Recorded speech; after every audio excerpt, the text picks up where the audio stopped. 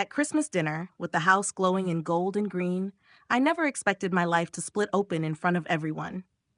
My name is Daniel Carter, and this is the story I never thought I would tell. The one that explains why I finally stopped pretending my family's cruelty was just a misunderstanding.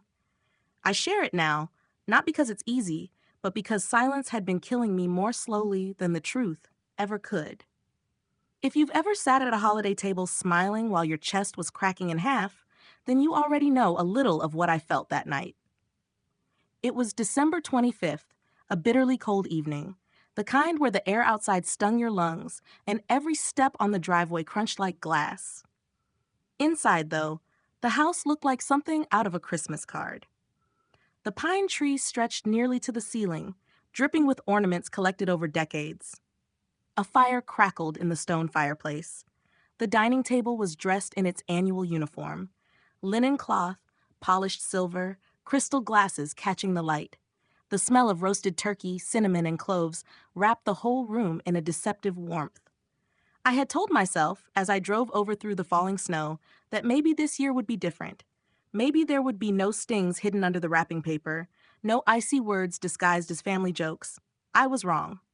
My mother, Elaine, was the one who shattered it.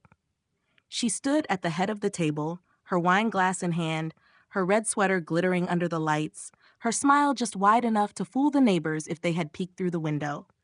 She waited until every fork was poised and every head was slightly bowed as if in preparation for grace. And then she said it. "You're not on the will anymore." Just like that. 8 words, delivered with the same tone she might use to announce dessert was ready. "You're not on the will anymore." The words didn't just land, they detonated. For a moment, I thought the chandelier above me was swaying, though maybe it was just my head. My fork clinked against the plate. My mouth went dry so fast I could barely swallow. Outwardly, I managed a tight smile, the kind you paste on your face when you're suddenly aware that every eye in the room has turned toward you. Inside, though, I was falling backward off a cliff. My chest tightened, my stomach lurched, and all I could think was, so this is how she wanted to do it. Not in private, not with dignity, but in front of everyone, like an actor saving her best line for the center of the stage. I glanced around the table. My sister Meredith dropped her gaze to her plate, twirling mashed potatoes she had no intention of eating. Her husband cleared his throat, but said nothing. My father stared into his glass, as though he had found something fascinating floating in the Cabernet. No one spoke up. No one asked my mother if she had gone too far.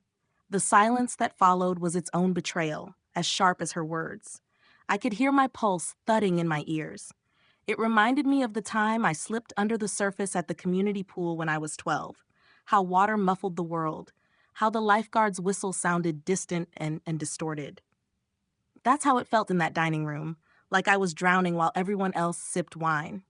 I smiled again, tighter this time, my lips barely moving. My fingers dug into the napkin on my lap, twisting it until it nearly tore. To anyone else, I probably looked composed, maybe even indifferent. Inside, I was screaming.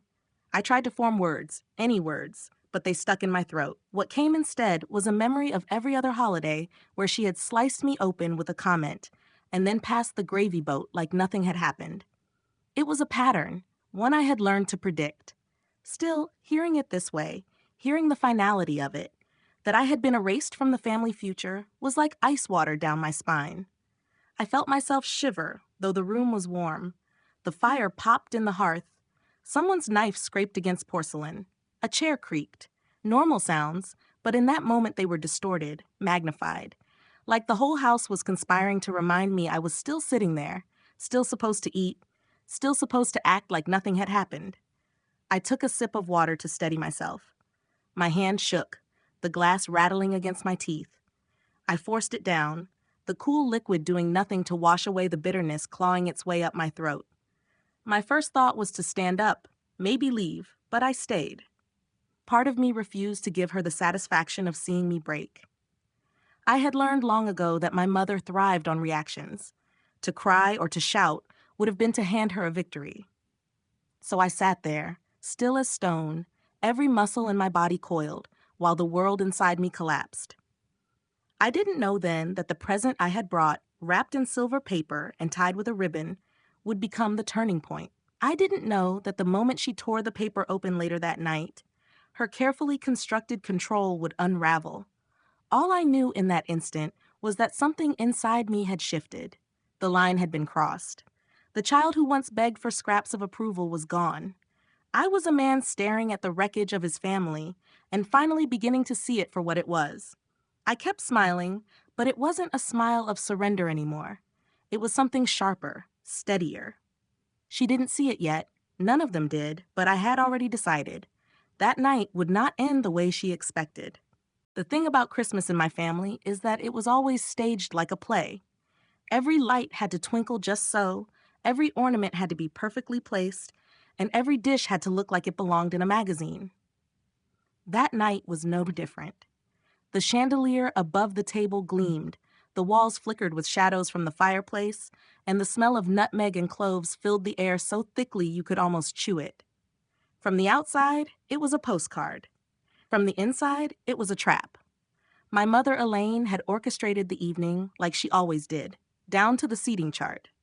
She sat at the head of the table, my father beside her, his hands folded in his lap as if he were bracing for turbulence.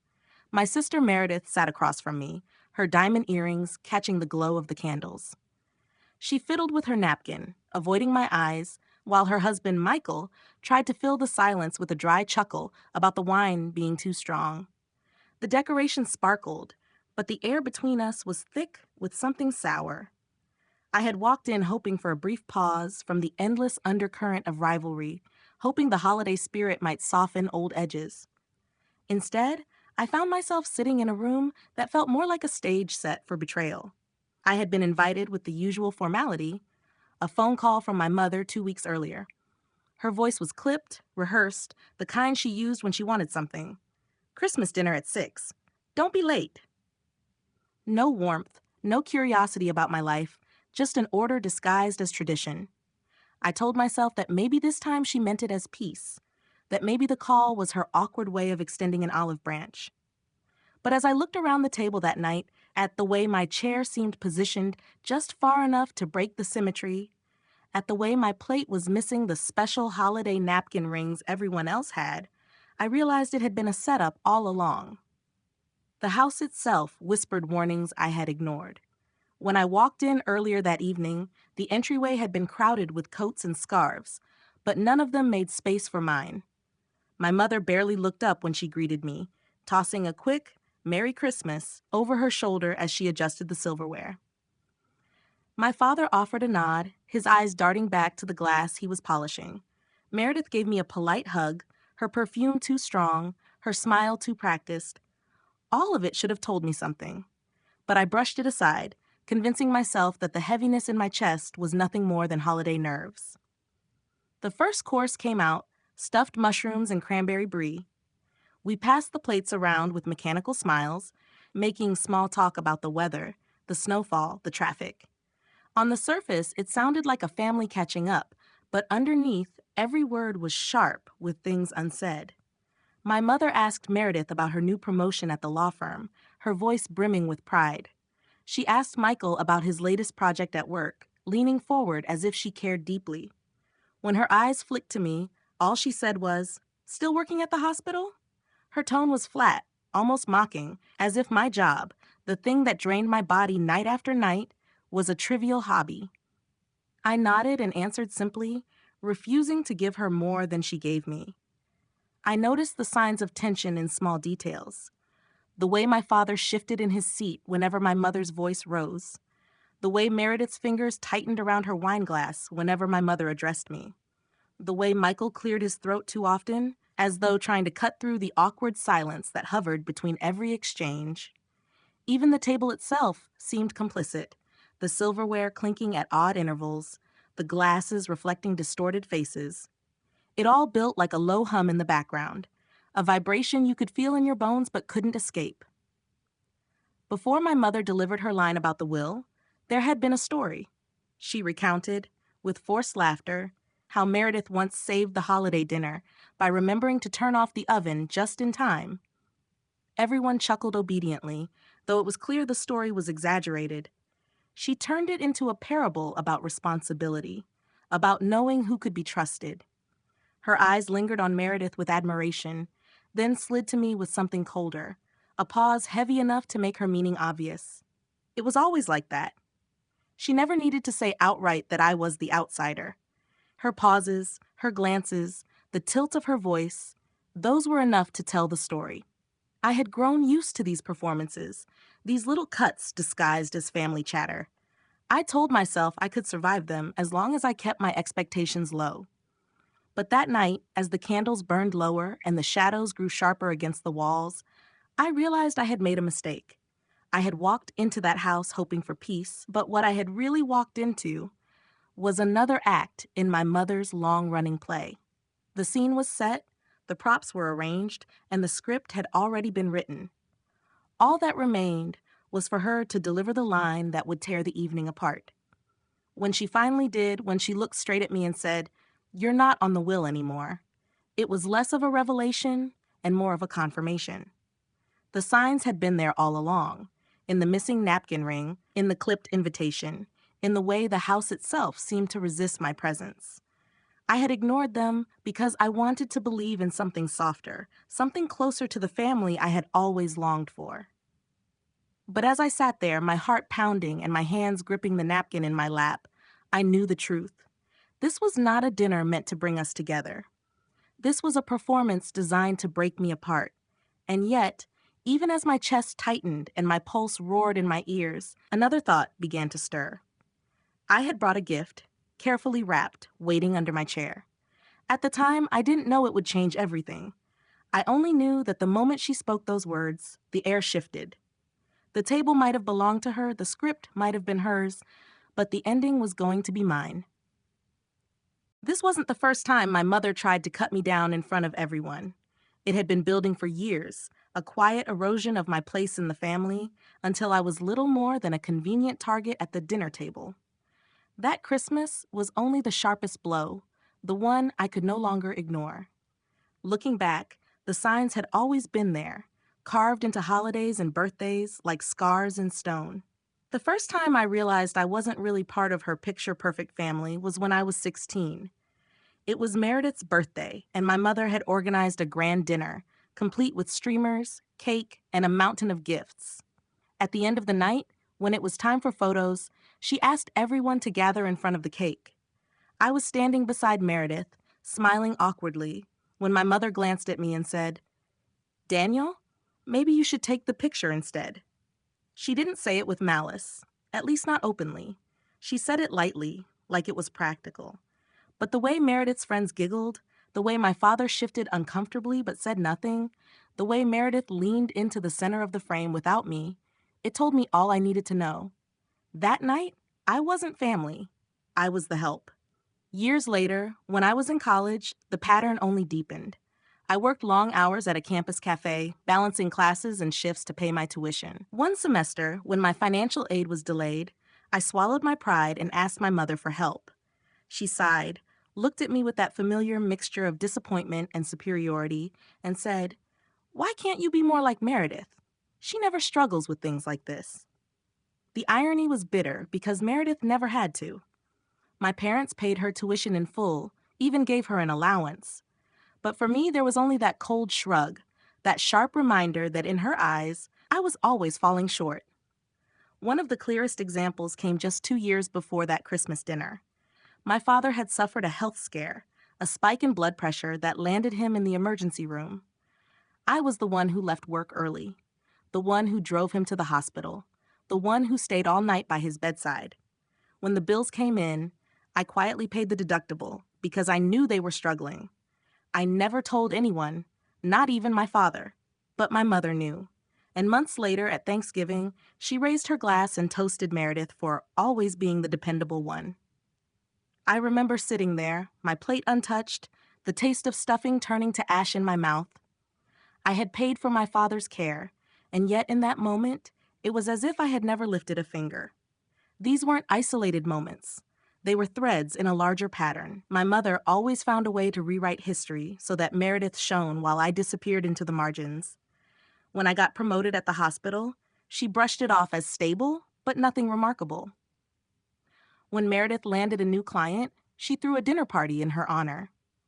When I bought my own car, she said it was practical. When Meredith bought hers, she called it a symbol of independence. The same events, filtered through her eyes, turned into two different stories. One worth celebrating, the other barely worth mentioning. Over time, I learned to swallow my anger. I told myself it was easier to stay quiet, to avoid making scenes, to just get through each holiday like a runner counting down miles in a marathon. But the resentment piled up like snow on a roof, heavy and dangerous, until one wrong storm could bring everything crashing down. That storm came the night she told me I was no longer in the will. As she said it, her voice carried the weight of every slight that had come before. It wasn't just about inheritance, it was about erasure. It was about every photo I was asked to take instead of being in, every toast that left my name out, every compliment that was twisted into a comparison. By the time those words hit the table, they weren't just about the future. They were about the past, too, about decades of being treated like I was always less, always secondary, always invisible. I remember sitting there, forcing myself to breathe, my hands gripping the napkin in my lap. My chest burned with the urge to shout, to list every time I had been there, every time I had given, every time I had carried the weight she pretended only Meredith carried. But I stayed quiet, not because I agreed, but because I finally understood. There was no winning an argument with someone who had already decided you were irrelevant. Instead, my mind went back to one night in particular, a night when the pattern had become undeniable. Meredith had been short on rent, and my mother called me, her voice syrupy sweet, asking if I could help your sister out just this once. I agreed, transferring the money even though it meant skipping groceries for myself that week. A month later, when I hinted at the strain it had caused me, my mother waved it off. "You're single, Daniel. You can afford it. Meredith has responsibilities." The word responsibilities echoed in my mind because I had them too. Loans, bills, long shifts. But none of that mattered. In her script, Meredith was the heroine. I was the understudy who never made it on stage. So when Elaine said, "You're not on the will anymore," I didn't hear it as news. I heard it as confirmation of a truth I had lived my entire life. I was the expendable one, the one who could be cut out without consequence. And yet, even as that truth sank into me like a blade, another truth rose with it. I had brought something with me that night, something wrapped in silver paper and tied with a ribbon. A gift. But it wasn't really a gift in the traditional sense. It was a reminder, a message, a mirror that would force her to see what she had tried so hard to erase. I didn't know exactly how the night would unfold, but I knew this much. She had written me out of her story, and now it was my turn to write an ending she couldn't control. The dining room seemed to hold its breath after my mother's announcement.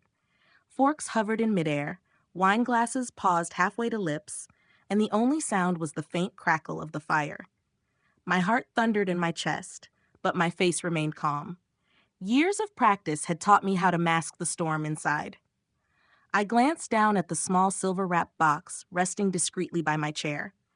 It was supposed to be a simple gesture, a reminder of something she had long forgotten, but in that moment it became my answer. I reached for it slowly, every movement deliberate, like a scene unfolding in slow motion. The room's attention shifted toward me, curiosity flickering in their eyes. Meredith leaned forward, her brows furrowed, while Michael glanced nervously between me and my mother. My father cleared his throat but said nothing, as always. I set the box gently in front of my mother. Her painted lips curved into a thin smile, one that didn't reach her eyes. "What's this?" she asked, her tone dripping with the kind of condescension she reserved for me. "A present," I said simply. My voice didn't shake, though inside I was vibrating with adrenaline. "I thought it might make tonight memorable." She smirked, taking her time to peel away the ribbon. The room watched as if the box contained something explosive, and in a way, it did. When the paper fell away, she lifted the lid and froze. For the first time all evening, her composure cracked. Inside was a framed copy of a photograph, one I had found tucked in an old album at my father's study weeks earlier. It showed me, at 8 years old, standing proudly beside him at a science fair with a ribbon clutched in my hand. My father's arm was around my shoulders, his smile wide and genuine. My mother had cropped herself into the background, but she wasn't the focus. I was. I had framed it not because of the ribbon, but because it was proof that once, however briefly, I had been celebrated, seen, acknowledged. The silence stretched thin. My mother's fingers trembled slightly as she held the frame. She looked at me, then back at the picture, then back at me again. Her lips parted as if to speak, but no words came. Meredith finally broke the tension. "Mom, that's cute," she said carefully, though her eyes darted between us with unease. I leaned forward, my voice steady but sharp enough to cut through the thick air.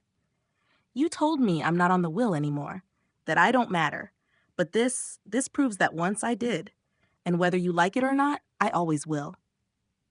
My mother's face hardened, color rising in her cheeks. "Daniel, don't be dramatic," she snapped, though her voice lacked the confidence it usually carried. "It's just a picture." "No," I said firmly, "it's not just a picture. It's a reminder of who I am, of what I've done, of the things you've tried to erase. You can cut me out of your papers, but you can't cut me out of history." The room seemed to tilt in that moment. My father finally lifted his gaze from his glass, his eyes softening with something dangerously close to regret. Meredith's lips pressed into a thin line, as though she wanted to protest but couldn't find the words.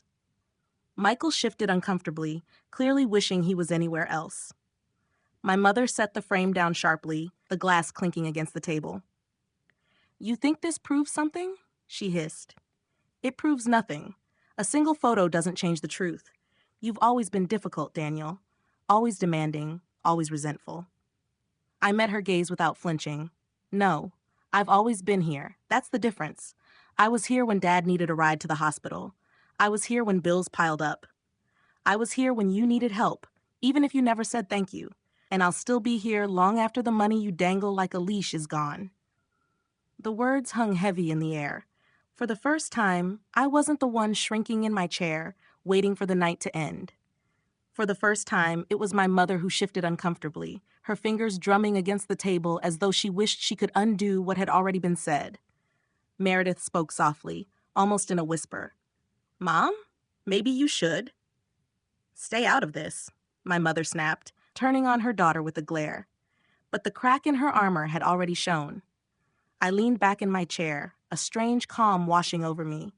The storm inside had broken, but instead of destruction, it left clarity. I realized then that the will, the inheritance, the endless comparisons, they were all tools, weapons my mother had used to keep me small. But I wasn't small anymore. I had just taken back control of the narrative, and there was nothing she could do to rewrite it. I picked up my glass, raised it slightly, and said, "Merry Christmas." My voice was even, almost casual, but underneath was steel. The clinking of silverware resumed awkwardly, conversations stuttered back to life, but the energy at the table had shifted. My mother avoided my eyes, her appetite gone. My father kept sneaking glances at me as if he wanted to say something but lacked the courage. Meredith stayed quiet, her thoughts written plainly across her furrowed brow. And me? I sat there with a calm I hadn't felt in years, knowing that for once, I hadn't let her win.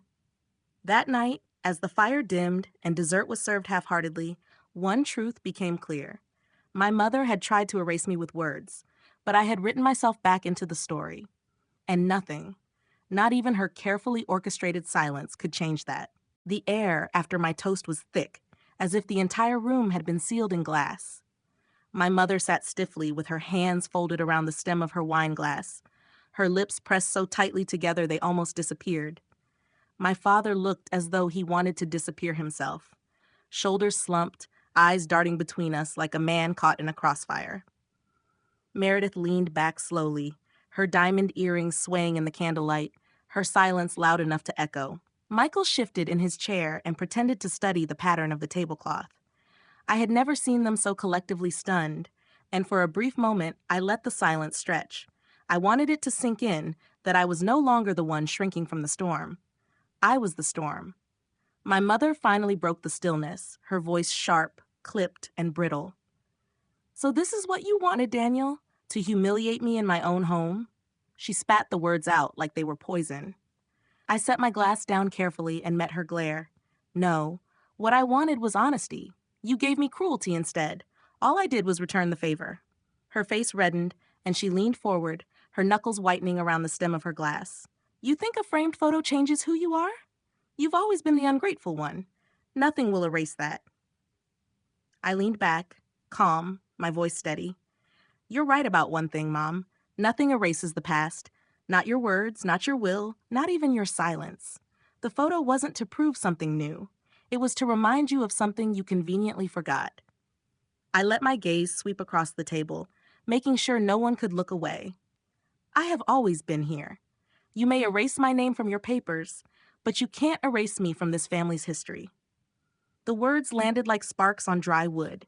My mother slammed her glass down so hard that wine sloshed onto the tablecloth, a crimson stain spreading like a wound. Meredith gasped, Michael grabbed a napkin to blot the spill, and my father muttered something under his breath that none of us caught. My mother's eyes locked on mine with a fury that might have terrified me once. Now it only fueled the calm in my chest. Meredith finally spoke, her voice tight. Mom, please. Maybe you should stop. My mother turned her fury on her daughter. And what? Side with him. He's always been jealous of you, Meredith. Don't pretend you don't see it. Meredith froze, her cheeks flushing pink, her lips trembling as she tried to form a reply. But before she could, I stepped in. This isn't about Meredith. It never was. You made it about comparisons. You pitted us against each other because it was easier than facing the truth about how you treated me. But tonight, that ends. For a moment, the only sound was the crackling fire. My father finally raised his voice, quiet but firm. Elaine, enough. It was the first time I had heard him contradict her in years. She whipped her head toward him, eyes wide with betrayal. You too? She hissed. He didn't answer, but the way he held her gaze told me everything. Even he had seen what she refused to admit. My mother pushed back her chair, the legs screeching against the hardwood floor. She stood, her face pale except for 2 spots of red on her cheeks. If you think you've won something tonight, Daniel, you're mistaken. You may have embarrassed me, but you'll regret this. Her voice shook with rage, but underneath it I heard something else. Fear. For once, she wasn't in control. I stood too, matching her height, meeting her glare without blinking. No, Mom. The only thing I regret is how long it took me to stop letting you control me. Tonight, you lost the one thing you thought you could use to keep me quiet, and I won't regret that. The room felt like it tilted in that moment, the balance of power shifting with a force that was almost physical. Meredith looked at me with something like awe. Her husband stared at his plate as though it might swallow him whole, and my father simply looked relieved, as if a weight had lifted he hadn't realized he was carrying. My mother grabbed the framed photo, clutching it tightly against her chest, as though by holding it she could rewrite its meaning. She walked toward the fireplace, her heels striking the floor like gunshots. For a second, I thought she might throw it into the flames, but she didn't. She stopped, her shoulders heaving, then turned back to the table. Without another word, she stormed out of the room, the door slamming so hard the ornaments on the tree rattled. The silence that followed was different this time. It wasn't suffocating, it was liberating. I exhaled, realizing I had been holding my breath. Meredith finally broke it, her voice quiet but steady. I don't know what just happened, Daniel, but thank you. She looked down at her lap, her eyes glistening, as if she too had been carrying a weight she never dared name. My father cleared his throat again. You should go, son, he said softly. Not because you're unwelcome. Because tonight, you've already said everything that needed to be said. His eyes met mine, and for the first time in years, I saw respect there. Real respect. I nodded, standing taller than I had in a long time. I collected my coat from the back of the chair, my movements slow, deliberate. As I walked toward the door, the silver paper from the gift still lay crumpled on the table, the stain of spilled wine spreading wider across the cloth. It looked like the aftermath of a battle, and in a way it was. When I stepped outside, the cold air hit my lungs, sharp and clean. Snowflakes drifted lazily through the streetlights, settling on my shoulders, melting instantly against the heat of my skin. I closed my eyes, letting the night swallow the last echoes of the dinner behind me. For the first time, I didn't feel like the outsider. For the first time, I felt free. Snow crunched under my shoes as I walked away from the house, the sound oddly soothing after the chaos inside. The cold bit at my cheeks, sharp and bracing, but I welcomed it. It felt honest, unlike the heat of the dining room where words burned hotter than the fire. My breath formed clouds in the air, each one vanishing quickly, but the feeling that had taken root in me didn't vanish. For the first time in years, I felt lighter. I felt like my voice had finally broken through walls that had been built to silence me. The drive back to my apartment was quiet, the kind of silence that lets your mind replay every detail. I saw again the look on my mother's face when the photo emerged from the box, the tremor in her hands as she tried to hold on to her authority, the way the room shifted when my father, however quietly, finally told her enough. Those images stayed with me like flashes of lightning against a dark sky. But instead of pain, they gave me clarity. It wasn't just that I had stood up to her. It was that I had finally understood I didn't need her validation to define my worth. The days that followed were strangely calm.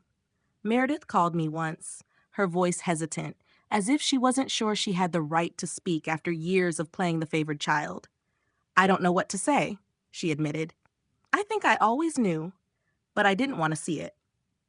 Her words were not an apology, not yet, but they were the closest she had ever come. And that was enough for me to believe change was possible, even if slow. My father never called, but I received an envelope in the mail with no return address. Inside was the original photograph, the one I had copied, along with a small note in his handwriting. "You were always there. Don't let anyone tell you otherwise."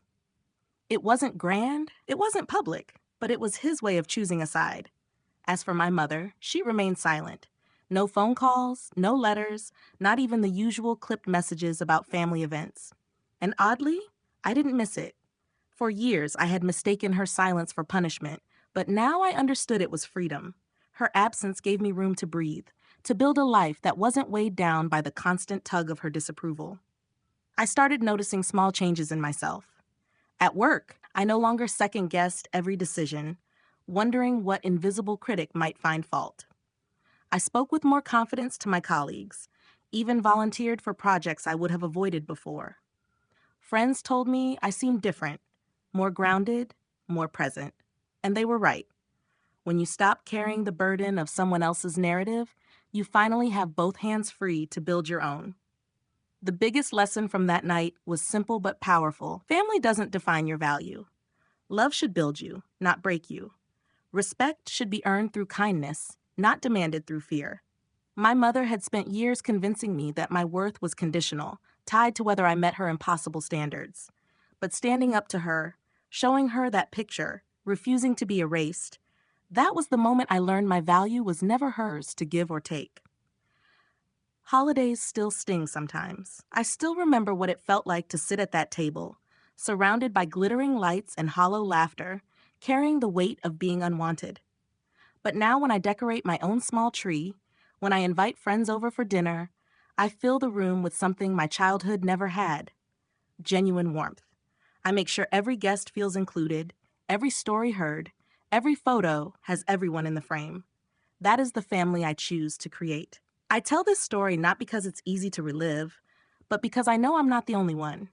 There are others who sit quietly at tables where they are unseen, others who swallow words because speaking them would ignite a storm. To them I say, your voice matters. Your story matters. You don't need permission to stand tall. Sometimes the bravest thing you can do is to put your truth on the table, even if it shakes the room. That Christmas dinner didn't destroy me. It freed me. It reminded me that strength isn't about silence. It's about courage. It's about refusing to let someone else dictate your worth. And if sharing this moment helps even one person find their own courage, then the story was worth telling. So if you've ever been made to feel small in the one place where you should feel safe, know this: you are not alone, and you are not powerless. Sometimes the only way to change the story is to write your own ending.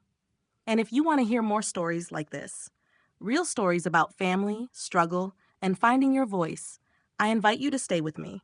Subscribe, not just to this channel, but to the idea that every story matters, including yours. Because when we share our truths, we remind each other that even in the darkest rooms, there is always a way to bring the light back in.